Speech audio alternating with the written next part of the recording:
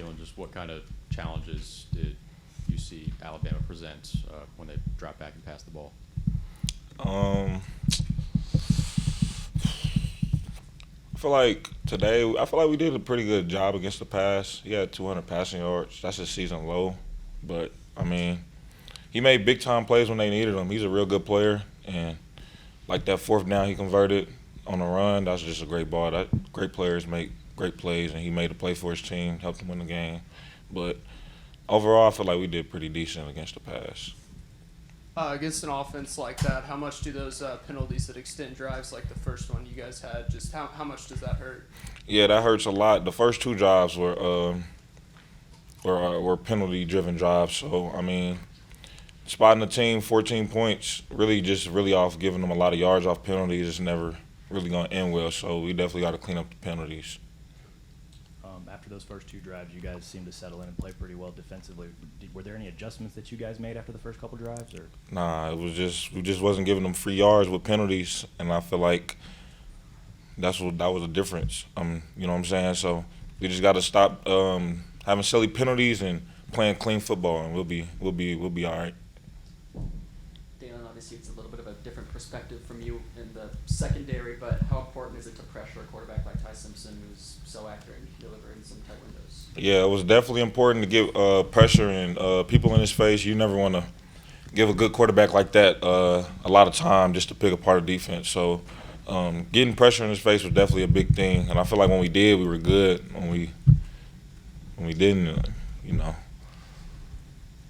Daylan, Alabama has obviously a talented stable of backs, but you still held those guys to just 3 yards or so per carry. What can you take about the discipline in the running lanes today to carry over to next week? Yeah, we've been a good run defense all year. We got a lot of good guys up front, and then you got the great linebacker group that we got. They're real good against the run. So that's our identity, is stopping the run. We always say stop the run and have some fun. So the plan is to keep stopping the run. That's going to help us win ball games going forward. Daylan, they converted a couple big fourth downs. They went 3 for 3 today. Why was it so difficult to get them off the field on those downs? I remember 2 of them, the touchdown. I think there was just a miscommunication. I'm not really sure. We have to go back and watch the film. I think it was a miscommunication. And then the fourth down before that, like I said, just a great player making a great play. That was a real good ball, real good catch. I mean, yeah. Daylan, how do you expect this team to respond to this loss?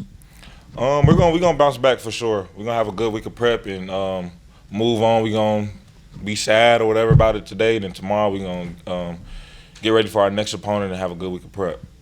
Last question here, Cal. Yeah, Daylan, can you just take us through what is the scene in the locker room right now? What does it look like in there?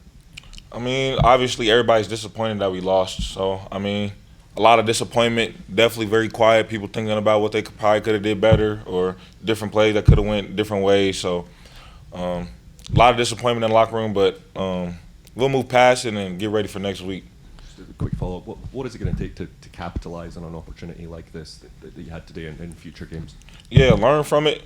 Feel like this is by far the best team we've played this year. So a lot of things to learn from, and it's a good team. We fell short, but we're going to bounce back for sure. We're going to have a good week of prep and bounce back next week.